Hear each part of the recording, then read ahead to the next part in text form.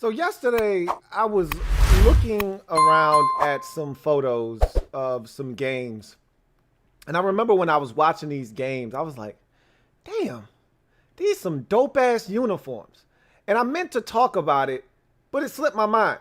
And so last night, I'm going through some artwork that I was preparing for one of the shows. And I said, man, I got to talk about these uniforms, man, because some of these shits are fire.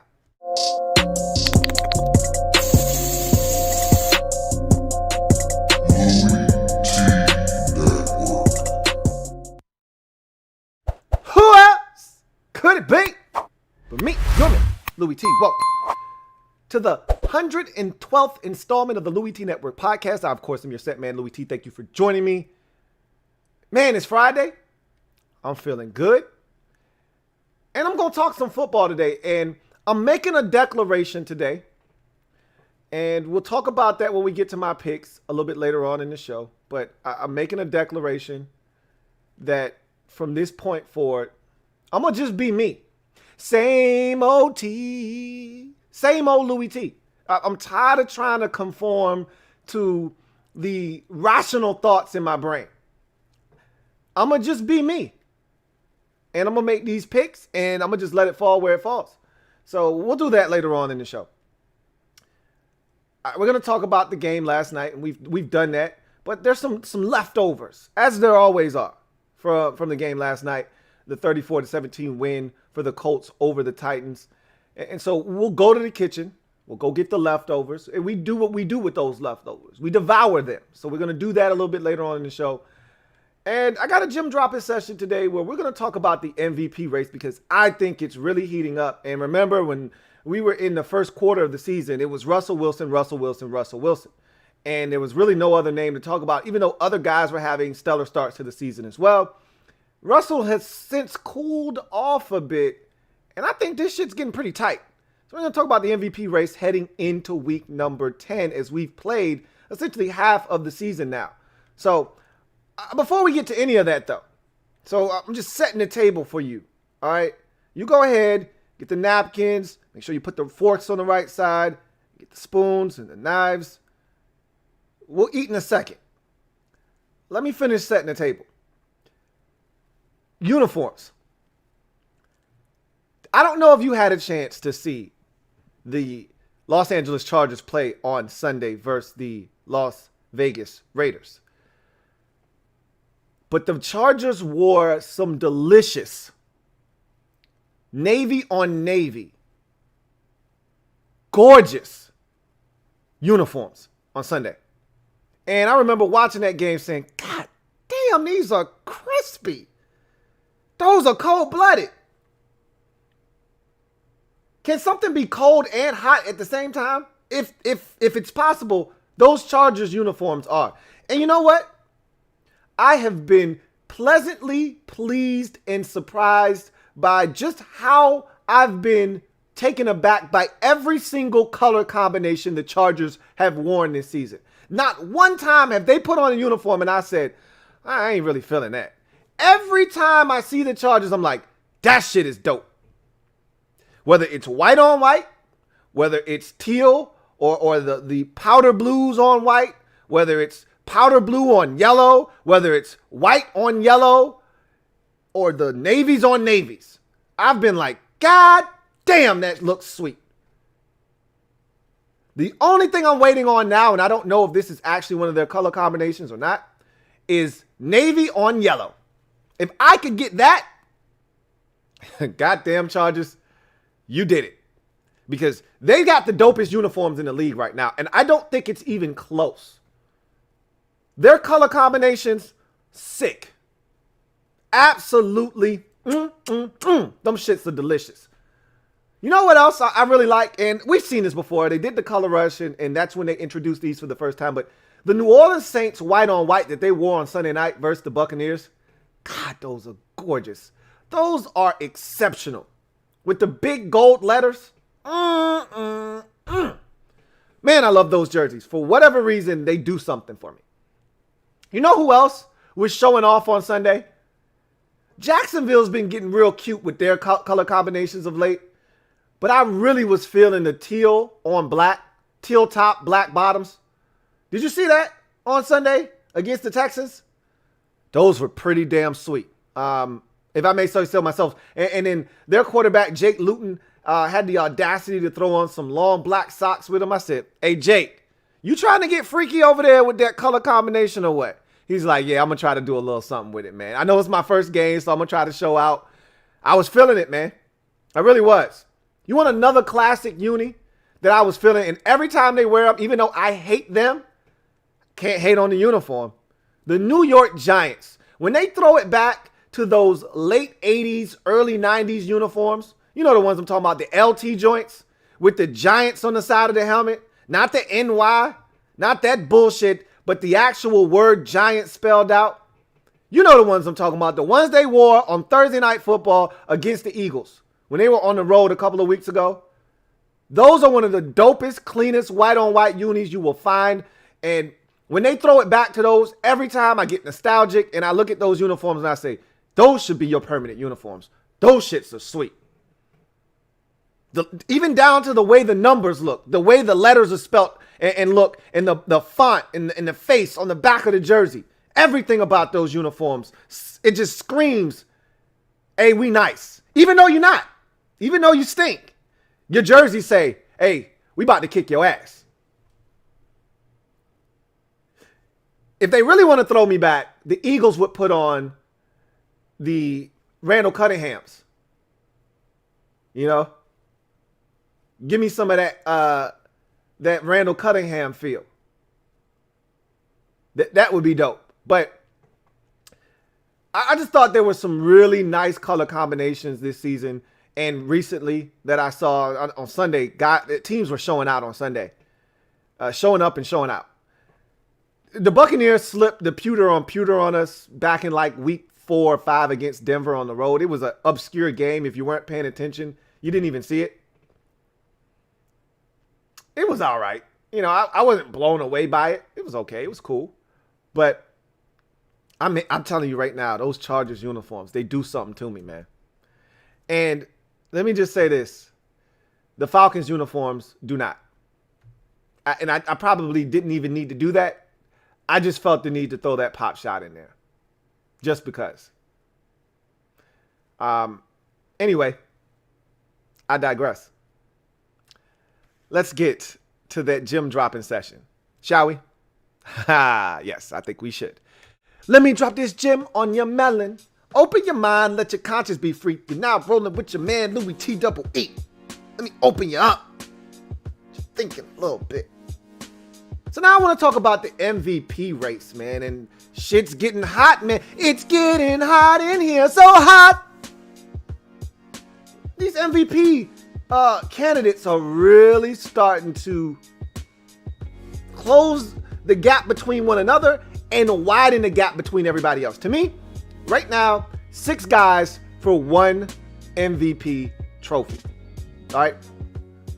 I don't think there's anybody else in the discussion. And maybe somebody will say, well, what about this guy? Or what about that guy? For me, this is it. It's 6 guys. I sat down. I thought about it. This is the list. It's a short list and nobody else is included. And I'm pretty sure as we get through the next 2 or 3 games, this list of 6 guys will shrink down to maybe 4. And then 2 weeks after that, that list will shrink to 3. And after that, you'll probably have the list shrunk down to 2 guys in particular. And then we'll have to make a decision. But right now, after 9 weeks of football, heading into week 10, I've got 6 guys that have separated themselves from the pack and are MVP candidates. And this is what the list looks like for me. I think it's time now that we actually start entertaining Bills quarterback Josh Allen in the MVP discussion. I know it seems crazy, it sounds foreign, but you have to stop disrespecting what this man is doing in Buffalo. They're 7-2, best start since the Jim Kelly era when they were going to Super Bowls every damn year. He just outdueled the guy that everybody thought was going to be the Super Bowl MVP. They whooped their ass, and the reason they did it is because Josh Allen went apeshit in the game on Sunday over Seattle.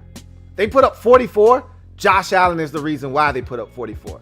And right now, he's got 19 touchdowns, 5 interceptions, and 5 rush touchdowns. So he's accounted for 24 of his team's touchdowns this season. Keep in mind, his career high in touchdown passes is 20 for a full season. He's got 19 in 9 games, guys. Okay? So he's not only going to eclipse his career high in passing touchdowns, he's going to obliterate it. All right? He's almost there now.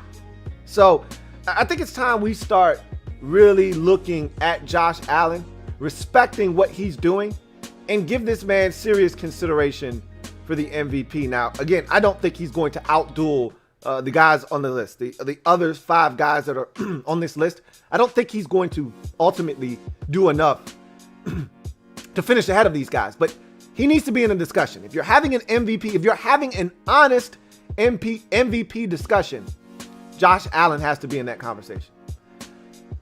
Russell Wilson, obviously dangerous. Russell Wilson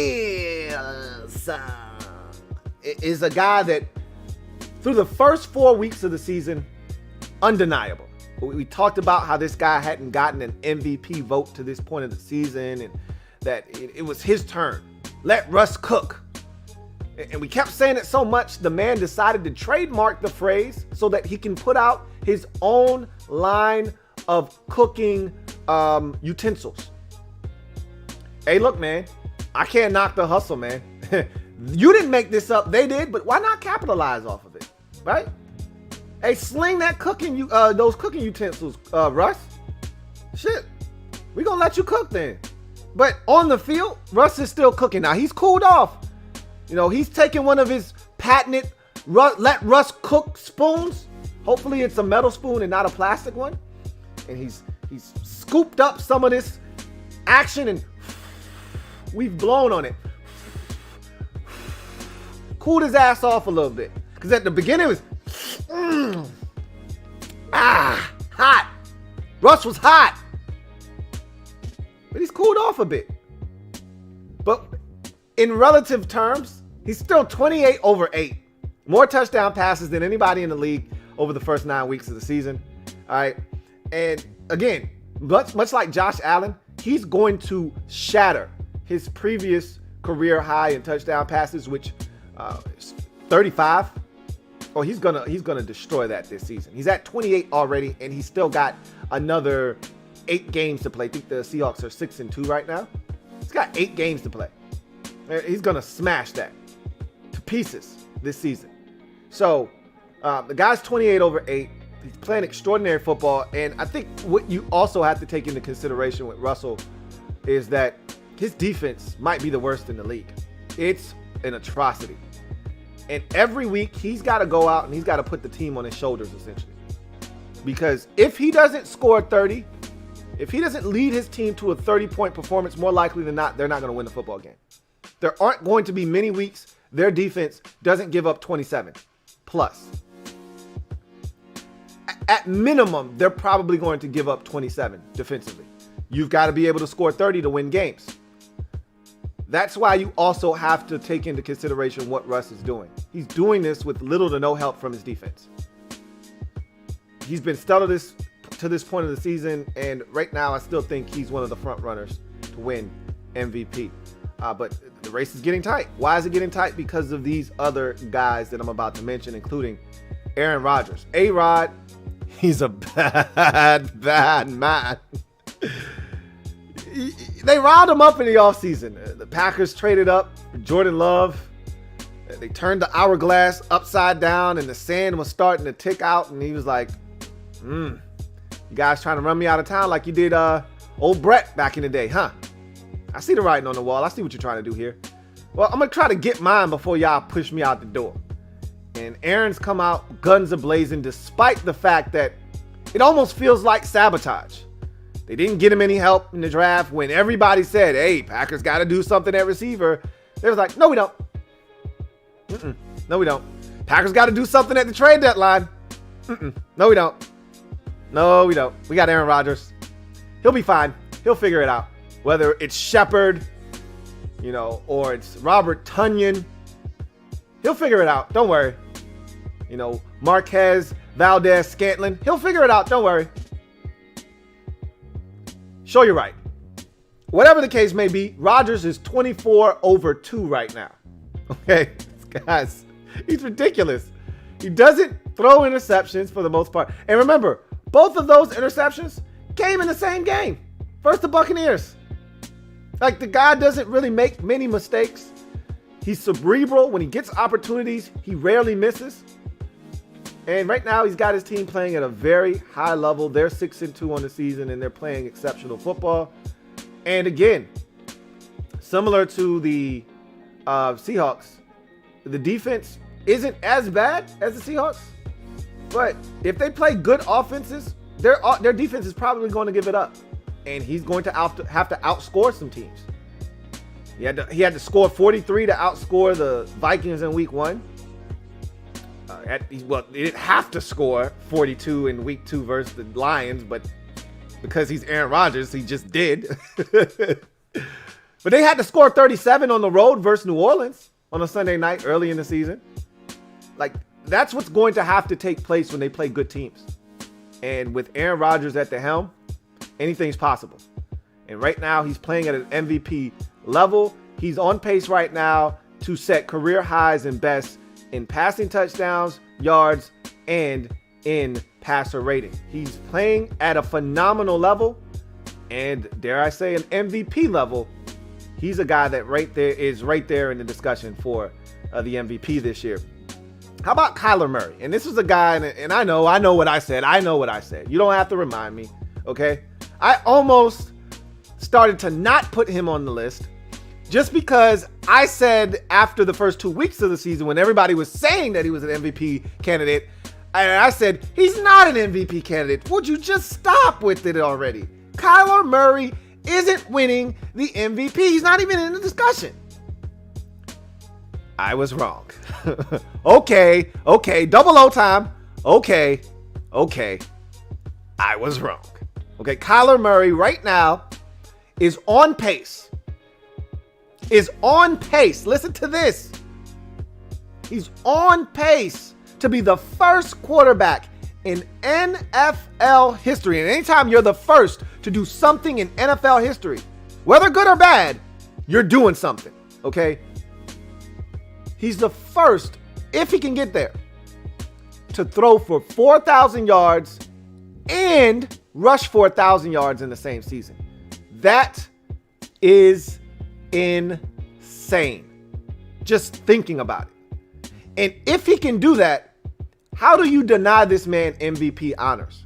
It's just tough. Even if the Cardinals finish 9-7 and don't make the playoffs, which at this point is pretty much a shoo-in that if you finish 9-7 in the NFC, you're probably going to make the playoffs because there's just not enough good teams in the conference to keep you out. This is not the AFC.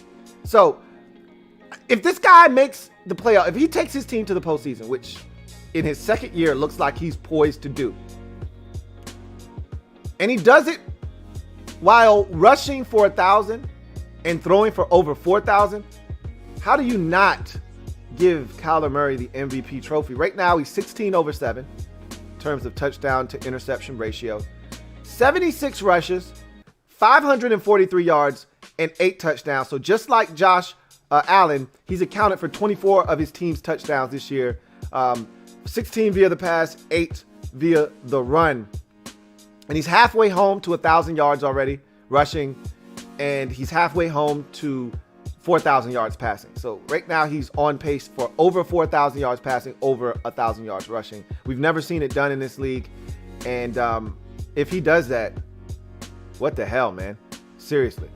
I don't really know how you stop this man from really being a serious MVP candidate at that point. Patrick Mahomes, this may be and I've talked about the Chiefs season and how this may be the quietest Super Bowl defending champion 8-1 start to a season I've ever seen. And I think some of it is we haven't seen the Chiefs on the big stage very often. I mean, how many times have we seen the Bucs on a Sunday, Monday, or a Thursday this season already? I mean, how many times have we seen Seattle this season on primetime television? It seems like we've seen those teams more than we've seen Kansas City, and it's like out of sight, out of mind. We haven't seen Kansas City on a primetime stage since their destruction of Baltimore, like in week 5. We're in week 10 now, or might have been week 4. They were both undefeated at the time, and the Chiefs just dismantled, disassembled, and destroyed the Ravens on their home field on a Monday night. And we haven't seen them since then. I guess I'm telling a story. We were supposed to get them on a Thursday, and I think that's what messed us up.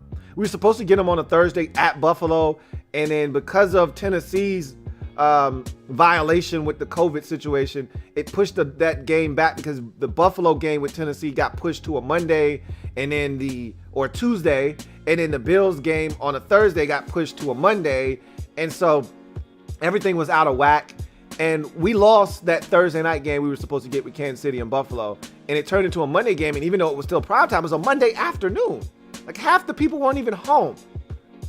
It was one of my lowest rated videos of the season. Nobody was ready for that game. And so while they're out here taking care of business, they're out here destroying the Jets and, scoring all these points, nobody's really paying attention to what they're doing. They're eking by in some of these games, like the Panthers game, they scored 33. Patrick Mahomes is 25-1 right now. Bet you didn't know that. 25 touchdown passes, 1 interception. That's it. They're 8-1. And nobody's paying attention. Everybody's talking about the Steelers. Everybody's talking about the Bucks and what Brady and company are doing or not doing. What's wrong with the Saints? Or what was wrong with the Saints? What about Aaron Rodgers? Hey, you think the Titans are really true competitors and true contenders? What about the Ravens? You think Lamar Jackson, he's talking about the Ravens offense is predictable. They're calling out our plays. What's going on with the Ravens? What nobody's talking about is what's going on with the Chiefs. Is anybody even going to beat them? How many teams is the NFC West going to get out of that division? Man, is that a good... Man, the NFC East sucks. What about the Chiefs? Let's stop burying the lead. The Chiefs won the Super Bowl last year, and they're 8-1. They're still as dynamic and explosive on offense as they've ever been. And oh, by the way, their quarterback is playing at an MVP level again. Just 25 touchdowns and 1 interception. That's it. Don't worry about it, though. I'm not saying. I'm just saying. Anyway. And then how about Dalvin Cook? We talk about let Russ cook. How about let Dalvin get in the kitchen and continue to cook? This guy is on a tear. And if he continues doing what he's doing, you have to seriously consider him for MVP consideration as well. Like, if the Vikings somehow manage to start the season 0-5, or was it? It was 0-4 before they got their first win. If they start the season 0-4 and somehow manage to climb their way back out of this deficit, right now I think they sit at 3-5, or is it 2-6? Let's check. I don't want to give out misinformation. I think they're 3-5 though. I think they've battled back and won 3 out of their last 4 games. But just to be on the safe side, let's check. And if they somehow manage to whittle their way into the postseason, again, the NFC is wide open because no one has essentially solidified themselves as a true team, or as you get to the top, you see the clear line. If there's a delineation there between the haves and the have-nots, and as you get to the back end of the playoffs in the NFC, 6 seed, 7 seed, and later, there isn't a clear runaway like in the AFC where there's like 9 teams and then everybody else stinks. The 6 and 7 seed are definitely up for grabs. I think the first 5 are spoken for in the NFC. I don't think Chicago is going to be a runaway team, although I do think their defense is good enough to get them into the postseason. We'll talk about them here in a second. But let me get to Minnesota real quick and just double down. And the Vikings are 3-5. I was correct. So they've won 3 out of their last 4 games, and it's been because of Dalvin Cook. They've essentially come back into the mix, and it's because of the legs of Dalvin Cook. They've essentially said, Kirk, you're a game manager now. When we ask you to throw, complete passes. Kirk Cousins in a win against the Packers 2 weeks ago, or a week ago, or 2 weeks ago. Last week was against the Lions. The week prior was the big win over the Packers that we didn't see coming on the road. Kirk Cousins threw the football 14 times in that game. 14 times he threw the football. Last week against the Lions, Kirk Cousins, in a league that has turned and morphed into a passing league, he threw it 20 times against the Lions last week. That's it. They're not asking him to do much because they're relying heavily on Dalvin Cook. He rushed for over 200 yards against the Lions last week. The week prior against Green Bay, he accounted for all 4 of the Vikings touchdowns. All 4 of them. And had over 200 yards of all-purpose offense. Damn near running for 200 in that game as well. The guy's an animal right now. And if he continues doing what he's doing, he's going to lead the league in rushing, and he's going to be in the MVP conversation, similar to the way Adrian Peterson was in the MVP discussion and ultimately won it in 2012 when he rushed for 2,000 yards. He literally put that entire 2012 Vikings roster on his back. Remember, you're talking about Tavares Jackson and Christian Ponder with a sprinkle of Joe Webb at quarterback. That's what Adrian Peterson took to the playoffs that year. Let that sink in. With probably Sidney Rice at wide receiver. And Williamson, the failed first round pick. That's what he took to the playoffs more likely than not back in 2012. Let that sink in. That's what Dalvin Cook's essentially doing right now. 6 yards per carry for Dalvin Cook on 144 totes. Think about that.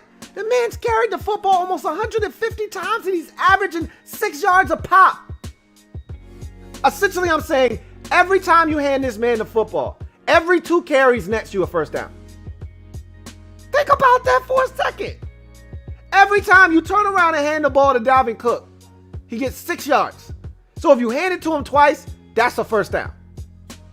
And it's not just barely a first down. It's past the sticks by 2 yards. This guy's ridiculous. He's already got 12 rushing touchdowns on the season. We're not even halfway through the season yet. They played 8 games, so we are halfway through the season. Check that. 12 touchdowns. If he continues on his pace, he'll have 24 rushing touchdowns on the season. Not to mention any receiving touchdowns that I didn't even go in and count. The guy's outrageous right now. So he's definitely in the MVP discussion. I just think this is going to be a hell of a race. It's shaping into one that's going to come down to the final weeks of the season. And I love the diversity here. You know, obviously, you're going to look at quarterbacks more than any other position. And of the positions that I've just named, 5 of these guys are quarterbacks. But I love that it's young guys, it's old guys, it's guys in between, and then you got a running back in here. It'd be nice if we had a defensive player, but that's not where we're at right now. But that's cool. We're in the midst of the greatest offensive season in NFL history. The most points and yards have been scored and gained in NFL history to this point, and I don't see any signs of this slowing down the rest of the season. So it would only be fitting that the guy that wins the MVP trophy is an offensive player in what is going to ultimately be, more likely than not, the greatest offensive season we've seen in NFL history. So something to keep an eye on. We'll continue to document it here on the Louie T Network podcast. But now that we've seen 9 weeks in the books, which means every team in the league has played at least 8 games, I thought it was only fitting to take a look at the MVP race as half of the season has now gone by. So with that being said, let's transition from the Gem Droppin Session to Thursday night leftovers. Let's head over to the kitchen, and I'll give you a second if you need to use the microwave. I'll get my items out of the microwave. I'm not heating mine up. You know, I'm going straight after this leftover pizza in the microwave. I eat cold fries. I eat all of that. Lukewarm fries, All of that. It's all going the same place, man. I don't need to reheat. Don't need to reheat. I'm good. Let's just knock it back. You can go ahead and heat yours up if you like. I'll give you a second. Go ahead. Put your stuff in the microwave. You like to go in the fridge for your leftovers? I don't want it cold. Room temperature, and I'm ready to go. So I'm ready to dig in to these Thursday night leftovers from the 34-17. What really amounted to a good back, a good backside bussing that we saw last night. And it was a lot closer than the score indicates, but it got away from Tennessee a little bit later in the game. But it was AFC South family business.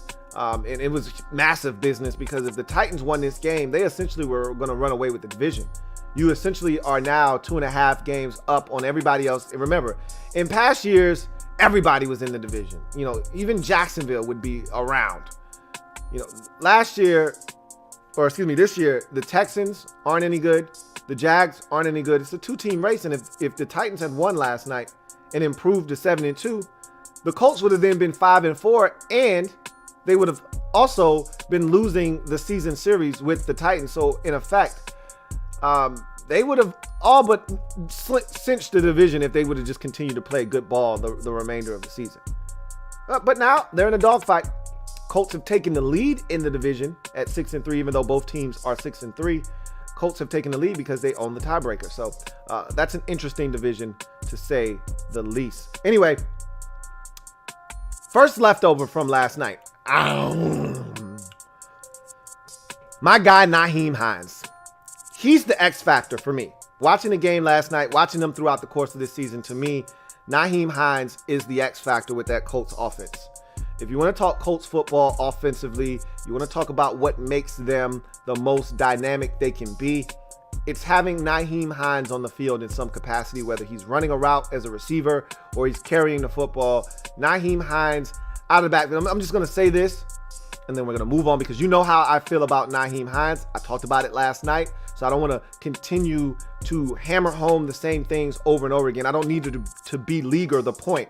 But last night, I watched Nyheim Hines put on a clinic on how you run a choice route.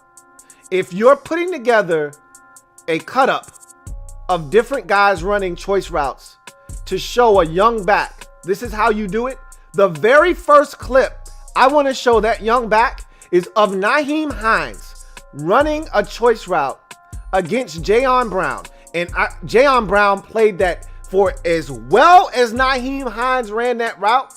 Most linebackers in the league would have got broken off something proper and wouldn't have even been close on that play.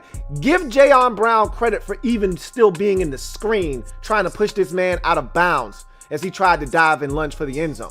The fact that Jayon Brown was even there is a testament to how good of a linebacker he is. However, that's a clinic on how you run a choice route. He never gave a tell.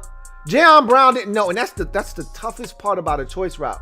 When you're out in space like that on an island as a backer, you're in no man's land and you have no clue what's coming. And all you're looking for is some kind of sign.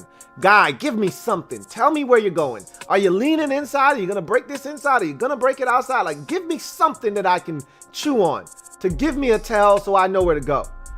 Nyheim Hines came right at him, ran right towards him.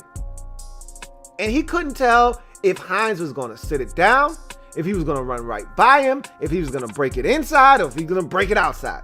And he gave him a couple, he double sticked the shit out of him. Ha ha! And Jayon Brown breaks down, and then he 1-2 steps him. Let me see you 1-2 step. Looks like he's about to go in, breaks out. Phillip Rivers hits him right in stride. He turns it up the field, dives for the pylon. It's a touchdown. You can't run a choice route any better than that. And that's what Nyheim Hines brings to the table. He can break you off on a choice route. He can run a wheel route up the sideline like he did against Detroit, catch a touchdown pass. You can throw him a screen like he did against Detroit and run it for a touchdown.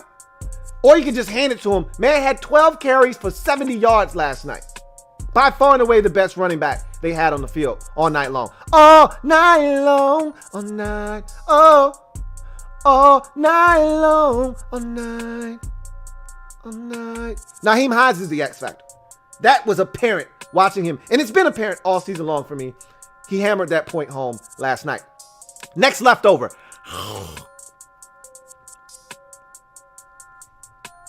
Corey Davis playing with a heavy heart last night. And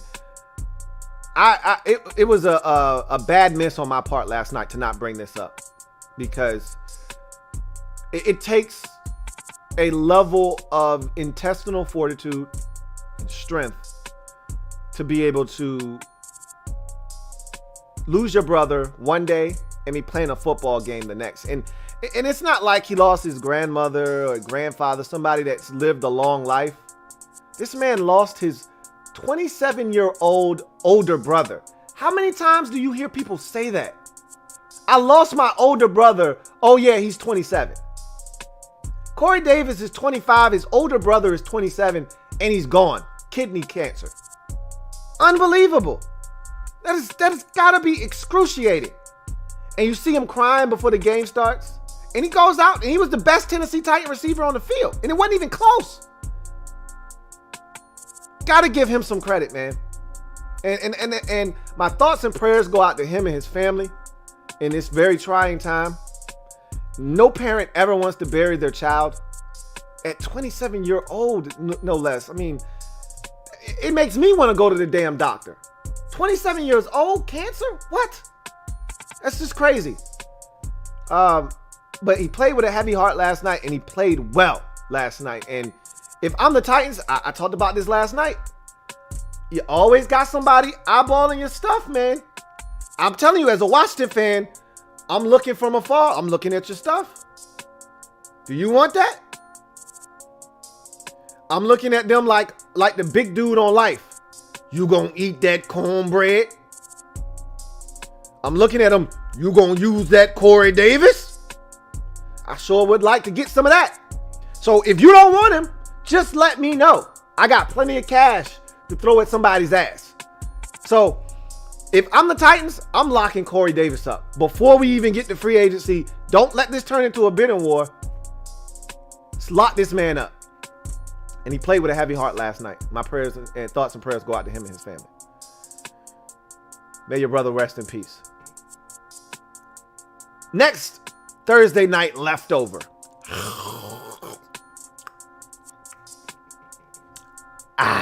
Got a little bit left in my teeth there.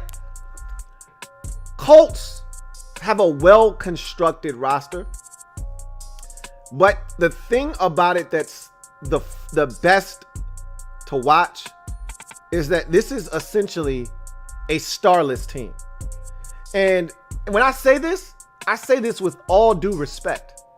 Because if you're a diehard like me or you or most of you who are watching this podcast right now, if you're a diehard, you know some names. You know DeForest Buckner. You know Darius Leonard. You know names on that roster. Obviously, the only household name that they have is Phillip Rivers. Well, he's 97 years old. I'm not talking about him. I'm talking about all this homegrown talent. I'm talking about all the stuff that they have on their roster. Most people don't know Kenny Moore. Most guys don't know who the hell Grover Stewart is. They don't know Bobby Okereke. No, they don't know who Rock Yassin is. That's what I'm talking about. Can you tell me who's leading the Indianapolis Colts in receiving this year, in receptions? Can you name it? Can you name the guy? Maybe you get that right. If you said Nyheim Hines, you're correct. You probably didn't, because he's a running back. But he's leading their team in receiving. I guarantee you, though, this, even if you got the first one right, I guarantee you this, you don't know who's the second leading receiver on their team. I would bet any amount of money you don't know. You can go ahead and look it up. But I can tell you right now, I saved you time and trouble. It's Zach Pascal. You didn't know that, did you? Trust me, I know you didn't know. And you have no reason to. That's my point, is most people don't know who Zach Pascal is. Hey, ODU Monarchs, stand up, we in the building. Most of y'all don't know Zach Pascal from Adam from Eve. You don't know who Ali Mo Cox is, and you shouldn't. That's the beauty and the essence of this Colts team. You don't know who Jordan Wilkins is. And why should you? He's their third back on the depth chart. Why should you? But that's the essence of this Colts roster, is that there are so many guys that you don't know and probably never heard of that are going out and balling. Balling. Playing exceptional football. And you know what? I think they like it that way. Darius Leonard's going to get a bunch of the praise and pub, and he deserves it. Same with DeForest Buckner, but there are a lot of other guys. Taquan Lewis. All right, Taquan Lewis is playing some ball at defensive end. He's balling.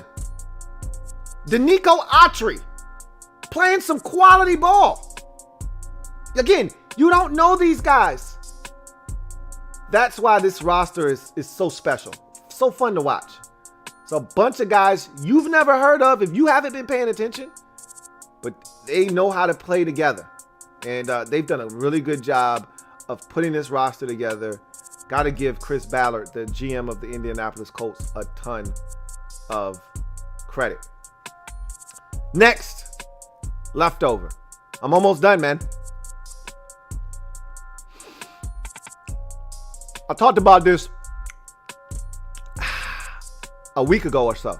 And I've talked about this a bunch of times. This isn't the first time that I've talked about this. I've talked about this numerous times. If I'm a play caller, got to get your best guys involved. We can't call A.J. Brown our number one wide receiver, and he has one catch for 21 yards, which comes on the first possession, like the third play of the game, and only 4 targets. You can't call a guy your number one wide receiver, and that's what his stat line looks like at the end of the day. And I get it. There was a drop in there. It was a big drop. Massive drop. He catches that ball. He's probably over 100 yards receiving in the game. And if not, he's damn close on just 2 catches. I get that. But you can't stop going to him. You got to find ways to get A.J. Brown involved. Even after the drop. Okay, big boy, we coming back to you. Even if it's just on a slant. Got to keep your best receivers engaged. 1 catch for 21 yards against the best team, the other good team in your division, against a true division rival with the division lead on the line. My number one guy can't have 1 catch for 21 yards. Just can't happen. If I'm an offensive play caller, I don't understand how you can get so wrapped up in the game that you forget about players. Because at the end of the day, the essence of what you do as a play caller revolves around players. Yeah, you can adjust to what the other team is doing defensively from a schematics standpoint. Oh, this is what they want to do? Well, this is how we're going to take advantage of it. But when it all boils down to is, are your guys better than their guys? And how many times can I get my best players the football in a position to succeed? If A.J. Brown is one of your best, and I'm going to assume that you consider him one of your best, how is he not touching the football more than once in the football game? And I get it. One of those was his fault. I don't care if it's a jet sweep. I don't care if it's a shallow cross. I don't care if it's a slant. I don't care if it's a wide receiver screen. A.J. Brown can't have 1 target or 1 catch for 21 yards and 4 targets in a game that I need to win against a team in the division that's knocking on the door of first place. Can't happen. But it did. And to me, that's part of the reason you lose this football game. This can't happen. When I look at the best receivers in the game, every week consistently 10, 11, 12 targets. This guy's coming away with 4. In a loss to the Bengals a couple of weeks ago, A.J. Brown had like 2 or 3 catches. Matter of fact, let's look it up. Again, I don't want misinformation out there. But I remember that game walking away and saying, he didn't get the football enough. What are they doing? Let's see how many targets he had in this game. How many yards, how many catches, all that good stuff. And I think he had a drop or 2 in there too.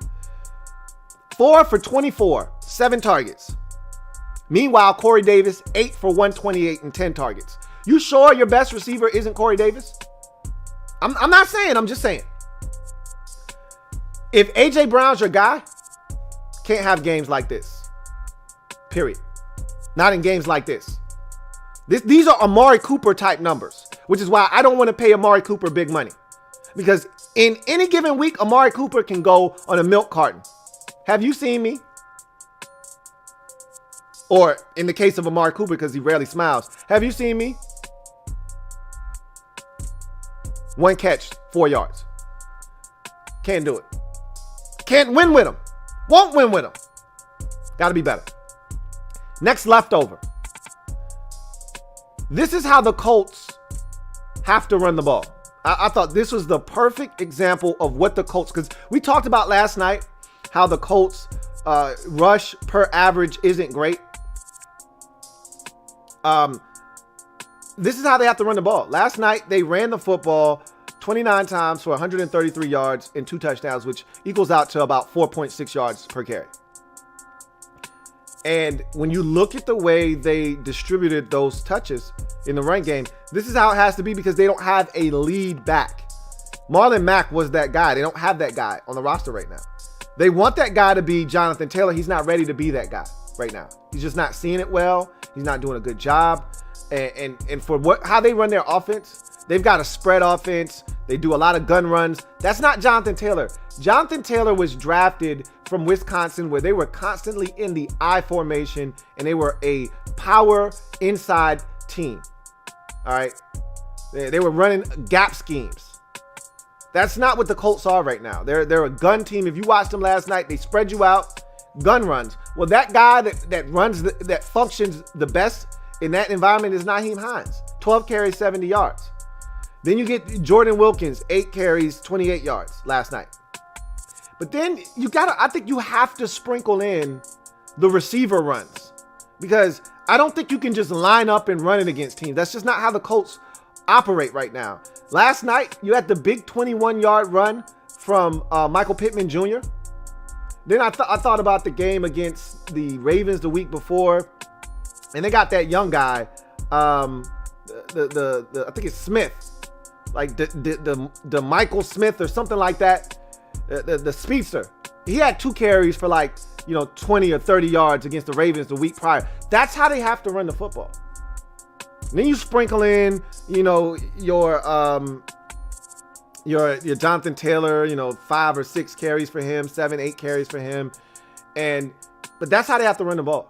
Like, they're not going to just line up and run it out of I or single back 29 times and get this kind of production. They're going to have to do creative things. And it have to be running back by committee and sprinkle in a little bit of receiver runs as well. Thought it was well done last night, and it really helped them out. Last left over from last night's game.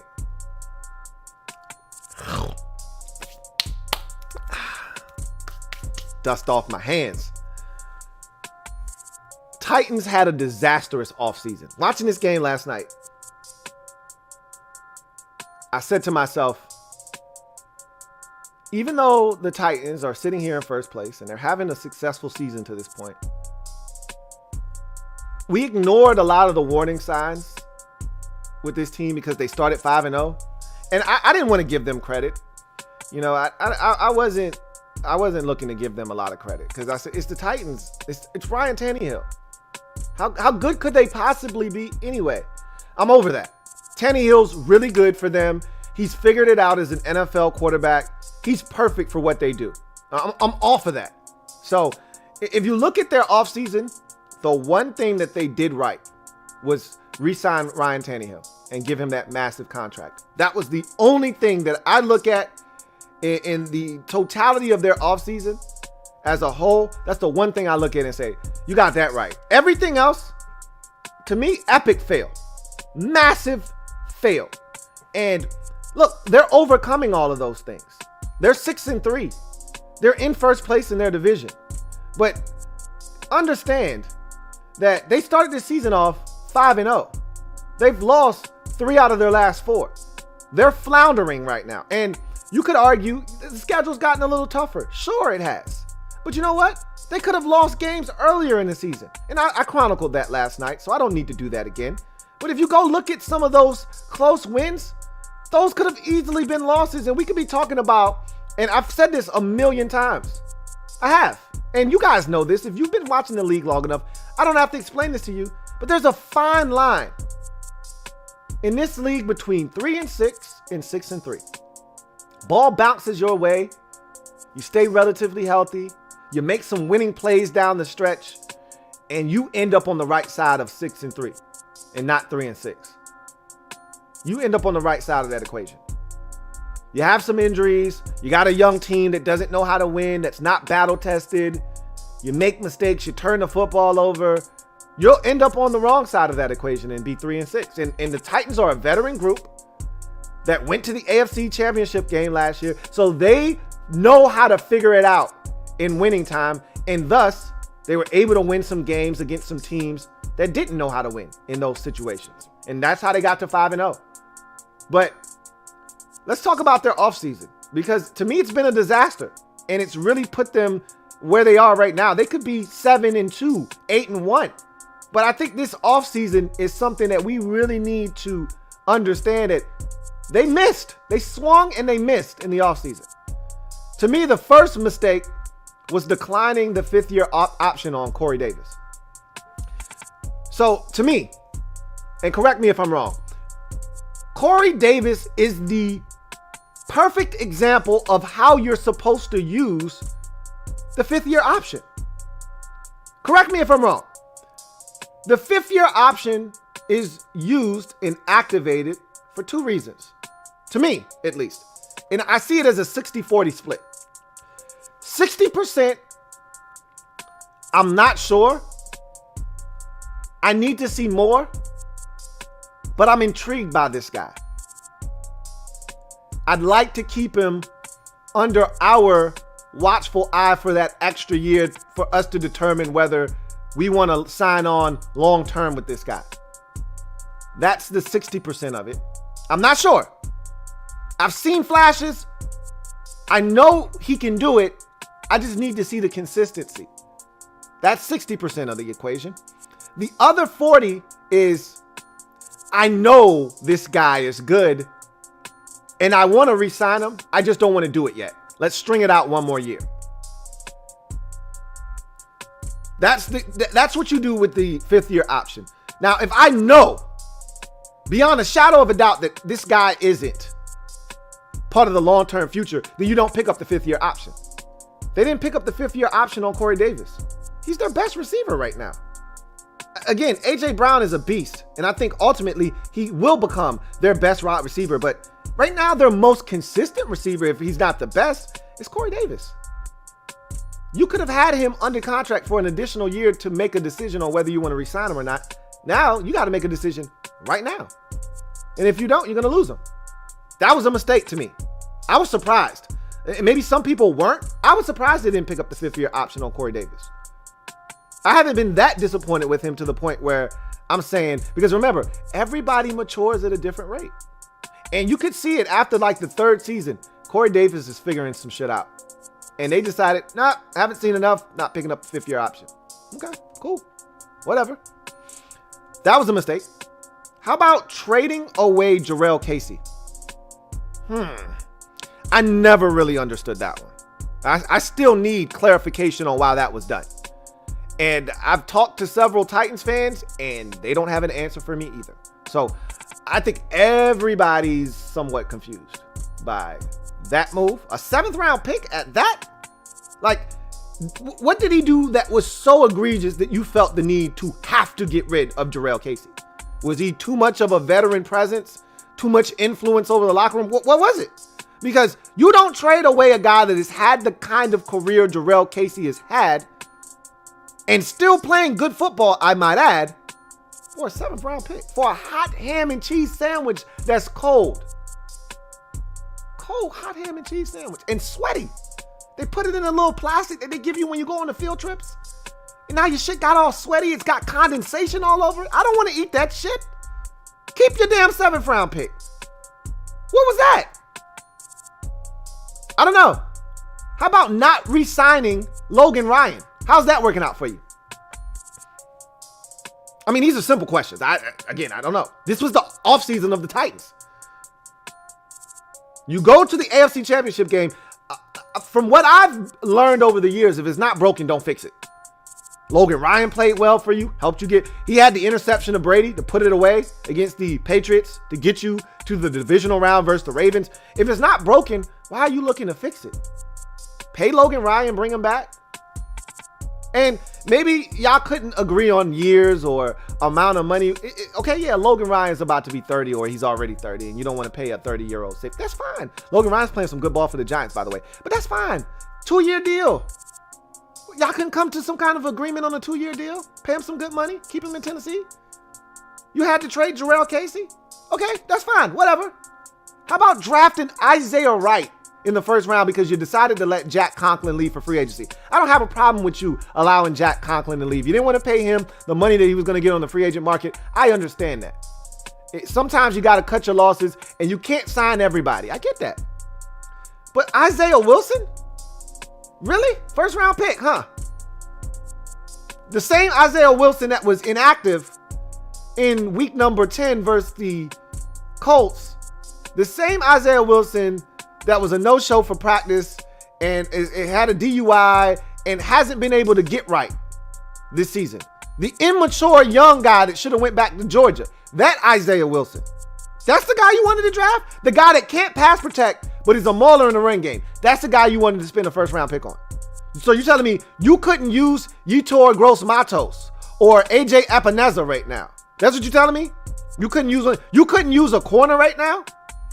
A Jeff Gladney? Somebody like that? I don't know if he was still on the board at that moment when you selected. But you're telling me you couldn't use one of those type of players? Instead, Isaiah Wilson? Okay, cool. Whatever. I'm not here to second guess. I'm lying. Yes, I am. That's why I'm doing this right now. That's why I'm doing this exercise. Because I'm here to second guess. It was a terrible offseason. How about signing Vic Beasley? Jonathan Joseph. So you move on from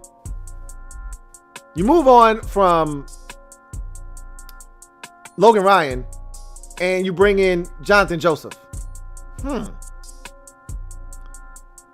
You move on from Jarrell Casey, and I know they're not the same position. He's a defensive tackle, and you go out and get Vic Beasley. Then you sign Jadeveon Clowney. How's all of that working out for you? Jonathan Joseph no longer on the roster. Vic Beasley no longer on the roster. And Clowney, I still like Jadeveon Clowney, but he's not getting to the quarterback. I'm not saying, I'm just saying. To me, the Titans had a disastrous offseason.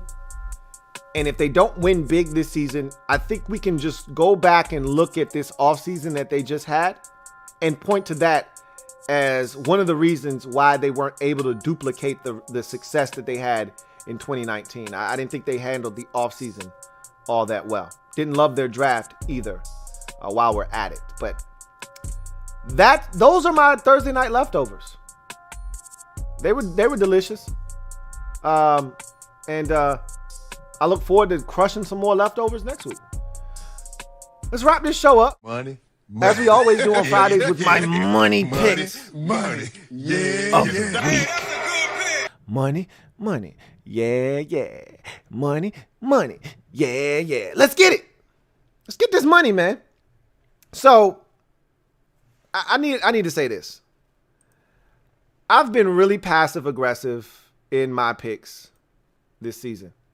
And I'm sick of it. I'm at wit's end with what I've done from a pick standpoint. I'm writing down my total of picks for this season. My record overall on the season is 92, 40, and 1. That's where I stand right now. And let's see. I don't even remember who I gave out as my survivor pick last week.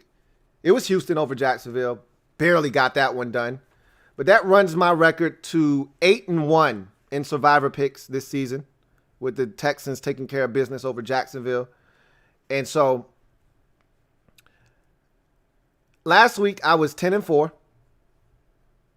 Not bad, but I told you I was going to be pissed off if Buffalo won, because I told you guys on the program last week Buffalo was going to win. And I didn't have the balls to pull the trigger because they had so many injuries and I wasn't sure who was going to play. I don't give a shit no more. I don't care anymore about who's not playing. I'm going with my gut. All right. And I'm going to tell you, 85% of the time, 86.7% of the time, my gut is right. And too many times I get over analytical and I start looking at things and I start reaching for this detail and that detail. I become a fantasy football geek. And that's the shit I never want to be that analytics guy. Well, this guy averages 68.7 yards in games at night on turf. I never want to be that guy. Ever. When I become that guy, that's the day I need to stop doing this shit. Because I'm not going with my gut. When I start looking at stuff like that, I'm done. You got me. Hands up. I'm done. So, when I looked at my sheet last week and I lost the Miami game and I said Miami could win. And I lost the Buffalo game and I said that Buffalo could win. I was beside myself. I was pissed off because those were two games that I stared at for at least 7 minutes last week before making a decision. And I knew what I wanted to do. And my gut said, dude, why are we staring at the sheet? It's Buffalo and it's Miami. Do it. Do it. Do it. And I didn't do it. So this week, no more of that. From here on out, and if my record goes to shit because of it, so what? So be it. I don't give a damn. But I'm going down, and I do this every year. I got to go through this to get to this point. Why not? And you know what's crazy is when the season first starts, that's what I do. And I get out to these really good starts. Like this year, I got off to a great start. And it was because I went with my gut. Because we don't know. We don't know. And then I get all this information, and I think I know. Remember, I came on this podcast like week 6, or I think it might have been week 5, because I said, well, we're now 4 weeks in, and I know. Man, you don't know shit. You think you know. You have no idea. You don't know a damn thing. And I don't. But I know what my gut tells me, and I know what my eyes see. And I watch all these games for a reason. So, to hell with all that extra shit now. I'm doing me. Same OT. So, what I'm going to do is I'm going to start making these picks off of what I've seen. Not taking the analytical approach. Well, how's this team playing against this team in this week with these guys potentially being out in this weather, and to hell with all of that. Which team is better? Which team's playing better? How does this team play against this team normally? I got a game like that this week where if I just looked at the game, I'm not picking the team that I picked, but because I know the history of this game and this rivalry, I'm on the right side of it this week. And that's the shit I got to start doing. Just go with your gut. Go with what you know. Y'all in trouble now. I'm about to start kicking ass and taking some names. So, let's get into my week 10 money picks of the week. So, I'm looking at the schedule, and we start week number 10 with the Thursday night game. I picked Indy, got off to a great start. I had people questioning me on Twitter. You sure you want to do that? I know what the hell I'm doing now, okay? You could have questioned me the previous 9 weeks. You can't question week 10 T. You can't question him. Because now I'm on my shit. I took the Colts to get me started the right way. And now listen to the rest of these gems I'm about to drop on your melon. Houston at Cleveland. I know Houston is capable of winning this football game. And it wouldn't shock me if they do win this game. But they're not going to win this game. Cleveland's coming off the bye. I think they're going to get their running back, Chubb, back. Even if they don't, they still should be able to run. This Houston Texans defense stinks. Stinks. Whether it's Hunt or Dearness Johnson, I don't give a shit. Put somebody back there behind Baker Mayfield and run that bitch. They're going to run the ball against the damn Texans, and they're going to win the football game. Give me the Cleveland Browns to take that one there. Washington at Detroit. You don't have to wait until my show. Okay, we stink. And Matthew Stafford is a veteran enough quarterback to take advantage of a bad Washington football team. Now, the defense is better, and they're capable of going to Detroit and winning. I don't trust Alex Smith. I don't trust this football team to get out of their own way and not make mistakes on the road against a Lions team that's not quite dead yet. Give me the Detroit Lions at home to take care of Washington. Tampa Bay at Carolina. The Tampa Bay Buccaneers got embarrassed last week on national television for everyone to see. They right now are chomping at the bit to get back on the field and kick somebody's ass, and it just so happens to be another family member in the Carolina Panthers. NFC South family business. You know how the family do it. And the last time these two teams met, Carolina actually gave these boys a little bit of a run. Carolina's coming off of a good performance in a loss, but a good performance nonetheless on the road, against Kansas City. Now, will they have McCaffrey in this game? I don't know. He injured his shoulder at the end of that loss to Kansas City. He may be active. He may not be. They played good ball with and without him. They're going to be in this game, but the Buccaneers are the better team. They're going to prove it. Give me Tampa Bay on the road to come back and look a lot better than they did in week number 9, losing to the Saints. Philadelphia Eagles at the New York Giants. This is a toss-up. NFC East family business. If these two teams said they ain't did it, then they ain't did it. But if they did, well, that's NFC East family business. And look, we saw these two teams on a Thursday night a couple of weeks ago, and the Giants should have won the game. The Giants are playing with confidence right now, and it seems like every time they have to play Philadelphia, they're coming off of a win versus Washington. So they're scary right now. And they believe they should have won the first time, and they think they're going to win this time. Well, they're wrong. Okay, Philadelphia's coming off of a bye. They're getting healthier. They're going to get some of their guys back, including Miles Sanders, and potentially finally getting Alshon Jeffrey. Never, ever trust a man with 2 first names. I'll tell you this, though. If Carson Wentz turns it over in this game, they can lose. And he's been prone to the turnover this year. But with them getting some of this stuff back, maybe he won't feel the need to have to do everything himself. Either way, the Eagles are the better team, and if they have any plans of winning this division, you have to beat the Giants because you got a lot of tough games coming up. Give me the Eagles on the road to dispatch of the Giants. At some point, and I think it's like 9 straight now, they've beaten the Giants. At some point, that streak has to end. No better time to end the streak than when you're at home. So if the Giants are going to beat the Eagles, the time is now. I just don't think it's now. Give me the Eagles. Jacksonville at Green Bay. Do I really need to explain this to you? Although Jake Luton actually didn't play poorly. His first career NFL start, the rookie 6th-rounder out of Oregon State, actually looked competent in his first NFL start. Matter of fact, his second NFL throw, 73-yard touchdown to DJ Chark. He threw for over 300 yards. They were in that game. Again, they lost by a 2-point conversion. They're not playing the Houston Texans this week, though. They're playing the Green Bay Packers and Aaron Rodgers. I don't need to explain why I picked the Packers. Just know I picked the Green Bay Packers to win this football game. And I could have made this my survivor pick, but I'm not. Buffalo Bills at the Arizona Cardinals. This is the best game of the weekend to me, right here. You got 2 young quarterbacks, 2 guys that I mentioned in the MVP race, and Josh Allen for the Bills and Kyler Murray for the Arizona Cardinals. Cardinals lost a heartbreaker last week at home on a missed 48-yard field goal that was short inside. I still can't get my brain around that. How do you miss a 48-yard field goal short that doesn't get blocked? Inside. Still baffled. Anyway, Buffalo is coming off of a momentous win over Seattle, and they're looking to try to run through this entire division. They've already taken down the Rams now and Seattle. Now they're eyeballing the Arizona Cardinals, and they got the 49ers. They're going to beat the 49ers. This is the one team that's going to stop them from sweeping this entire division. The 2 wins in the division came at home in Buffalo. Now they've got to take their act on the road.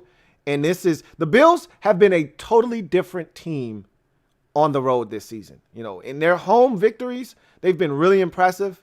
You know, the game against the Patriots with Newton, that was a close one. And they've had some scares, but most of their scares have been on the road this season. And one of their losses, the ugly loss, their only big loss of the season, was in Tennessee. But, you know, you look at the Jets game, I get it. It's family business. That was an ugly performance. The Dolphins game earlier this season, that was a shootout, and they had to come from behind and win that football game. They're vulnerable on the road is what I'm trying to tell you. I like Arizona in this spot. They're disappointed in what happened last week versus Miami. They're going to take their frustrations out on another AFC East opponent, this time the Buffalo Bills. Give me Arizona at home to knock off the 7-2 Buffalo Bills. Should be a hell of a football game. It wouldn't shock me if, just like last week, we're looking at a 34-31 type of ball game. Chargers at the Dolphins. This is another intriguing game. Two youngins going at it, the two rookies, two top 7 picks in this draft, in Tua Tagovailoa, who is 2-0 as a starter since being inserted into the Dolphins starting lineup. Everybody questioned, was this the right thing to do? Dolphins have responded by taking care of the young fella, not making him do too much. He actually did have a huge role in the win on the road at Arizona last week, but the week before that, he didn't even throw for 100 yards. And they won, going away versus the Rams. He's going to have to do more this week because Justin Herbert is capable. Now, this defense for the Dolphins, if they continue doing the things that they've done since Tua's taken over, they're going to win this game. Justin Herbert is a guy that will turn it over, but he's also a guy that can carve your ass up if you're not careful. And I think the Dolphins are ripe to be carved up. And at some point, just like with the Falcons, they're going to win some games. They're not going to just lose every week, and they're not going to keep losing these games close in different fashions. At some point, they're going to win a game. You're going to go, oh, yeah, they're going to blow that one. No, they're not going to blow this one. This is the week they don't blow this one. Give me the Chargers on the road to go to Miami. What Miami's doing right now is cute, but I'm still kind of like, you really doing this, Miami? After being one of the worst teams in the league, and we thought you were going to tank for Tua last year and go 0-16, and then you found a way to rally, with 50-50 at quarterback and win 5 games. You really want me to believe now you're just going to turn around and you're just going to be a 10-win team this year? No, I don't believe that. Give me the Chargers on the road. And I really like their head coach. I don't want him fired because a lot of this isn't his fault. He's a good coach. They got to win some games, though, or it could get ugly for him. This is one that I think they get. Give me the Chargers on the road. Denver at the Raiders, AFC West family business. The Raiders are good this year. They're a good football team. They're not good enough to compete against the elites, but they're good enough to make the postseason.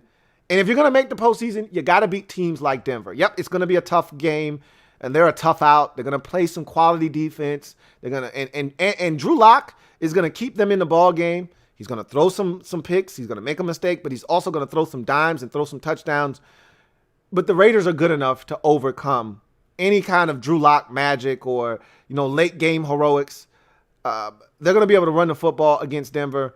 Give me the Raiders at home to get the win and continue to play quality football and improve to 6-3 on the season. Seattle at the Los Angeles Rams. Now, this is some top-notch family business. NFC West variety. Man, this is always fun to watch because even when the Rams weren't good, Russell Wilson would struggle with them. Why? Because they could get after his ass. I watched the Bills get after Russell Wilson last week. Wasn't comfortable. So much so he threw, 2 or 3 picks in that game. Definitely threw 2. I want to look. I'm curious now. I think it was 2. Might have been 3. But let's look it up and see. I know he threw at least 2 of them in that game. 2 picks last week. He fumbled. They took the ball from him on a sack. He was never comfortable. If the Bills can do that to you, what do you think Aaron Donald and company are going to do to you? And they always do it to Russ. The Rams are coming off of a bye week. The Seahawks are vulnerable defensively. We know this to be a fact. The Rams are going to be able to take advantage of that suspect defense, and I think they're going to be able to get after Russell Wilson. They're going to try to match up Jalen Ramsey with DK Metcalf, and I think they're going to try to get after Russ, and I think it's going to be mission accomplished. Give me the Rams at home to take down the Seattle Seahawks. Cincinnati Bengals at the Pittsburgh Steelers.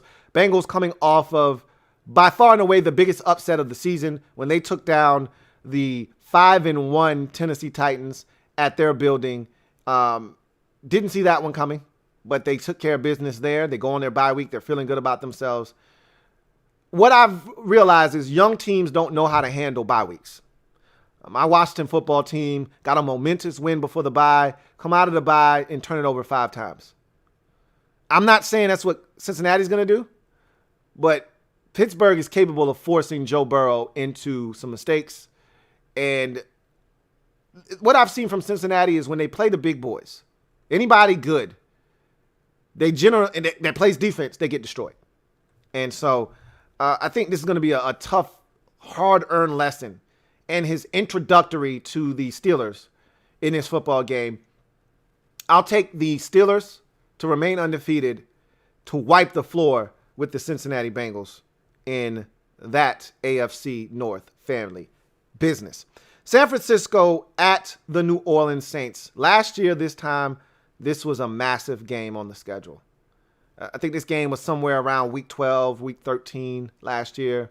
That was the George Kittle, Mark Bavaro game, if you remember that, where he carried 18 Saint defenders in overtime as they went on the road and won that game 48-45. It was a ridiculous game. It was a ton of fun to watch. Well, this game is a far cry from that. The 49ers are a shell of themselves at this point. I don't know and I don't care who's starting at quarterback. There will be no George Kittle in this game. They're down to like their 77th running back. They're not the same team that they were 3 weeks ago or whatever it's been since they ran the Patriots out of Foxborough. But the Saints look like they're getting back to who we thought they were going to be when the season started. They went on the road and devoured the Tampa Bay Buccaneers. And I expect them to do the same thing, just like the Packers did a week ago, to a 49ers team that is hanging on for dear life at this point. I'm taking the Saints, and not only am I taking the Saints, I've got them as my survivor pick of the week. Ravens at the Patriots is your Sunday night contest. When NBC scheduled this one, they thought they were getting a dandy. And usually Baltimore, New England is exactly that. But with no Brady and the Patriots struggling and Newton barely hanging on by a thread, even though the Baltimore Ravens, they're not the same Ravens we saw last year. They don't have it on tilt this year. They're becoming a little bit easier to defend, and you're seeing that. Like the Colts, I thought the Colts did a tremendous job of defending that Ravens offense. To so much so, Lamar Jackson said, teams know our plays were becoming predictable. They're calling out our plays. That means you have to start getting a little bit more creative with what you're doing. You don't have to change and reinvent what you do offensively. Just be more creative. Be more dynamic. And you got to, which it's telling me you have tells. They're watching film, and you're not deviating away from the things that they're seeing on film. So when they see it, formationally, they know what's coming. That means you got to start changing some shit up. And I think they will. I think they'll respond to what Lamar Jackson said. I think they'll do some things that'll kind of liven up this offense that has gotten a bit stale. But it doesn't matter. The Patriots just aren't good. I mean, we watched the Jets, who was averaging 11 points a game. Run it up on these boys. Run it up. 27. The Jets had 20 at halftime. And if not for the ball control offense that the Patriots employed in the second half, maybe the Jets get to 30. Whatever the case may be, the Ravens are the better team. They're going to prove it. Give me the Ravens on the road to take down the Patriots on Sunday Night Football, which takes us to Monday. I'm going to save Monday for Monday. I've got a Monday pod. I'll give you my prediction then. Just know that it's not what you think it is. And I'll give you a thorough breakdown of that game on Monday.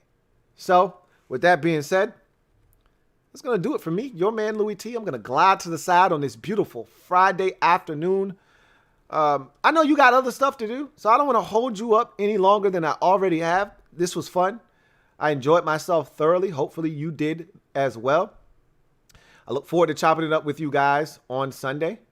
I got a couple more things I got to handle as far as work is concerned for the week But I'm looking to get this weekend started. It's been a long week for your man, Louie T, and I'm ready to kick back and relax. And hopefully you've had a nice, hard, long week and you're ready to relax as well. Enjoy some of this college football. Enjoy. We got a big fight this weekend. All right. Terrence Crawford and Kell Brook. Want to watch that? All right. Should be fun. Anytime I get some boxing for free, it's a good weekend. So looking forward to that. And we'll come back, reconvene on Monday, break it all down, talk about what did or didn't happen. And I'm telling you right now, no worse than, let's make sure it's 14 games. 1, 2, 3, 4, 5, 6, 7, 8, 9, 10, 11, 12, 13, 14. Let's hope that I don't even need Monday night. Let's hope I don't even need it. 12-2. I'm going to speak it into existence. 12-2 for the kid this week. Anything better, I'll take it. Anything less will be uncivilized. I will not stand for it. Before I get out of here, make sure that you like this video, subscribe to the Louie T Network for more great content, turn on that notification bell so you don't miss a thing, and also get you some Louie T Network merch, man. Got on the hat. I'm wearing the beanie right now. Damn comfortable. You're going to see me rocking the LTN merch as much as possible. Shirts, hoodies, hats, caps, masks, you name it, it's there. Down in the description of this and every video that I do, you'll find the link to the printchamps.com/Louie T. Help yourself, man. And support your man, Louie T. And I think I'm going to have a promo code for y'all here in a bit because it's becoming that time of the year. I'm in a generous mood. I want to pass down the savings to you guys. So be on the lookout for that as well. I really do appreciate y'all sincerely. And with that, I'm going to get out of here. So you guys take care. Have a good one. Stay safe and enjoy the weekend. And we'll reconvene on Monday. Take care. God bless. And good night. LouieTeeNetwork.